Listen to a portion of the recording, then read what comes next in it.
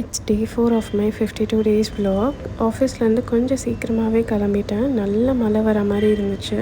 And கிளைமேட்டும் இப்போ கொஞ்சம் கொஞ்சமாக மாறிட்டே வருது.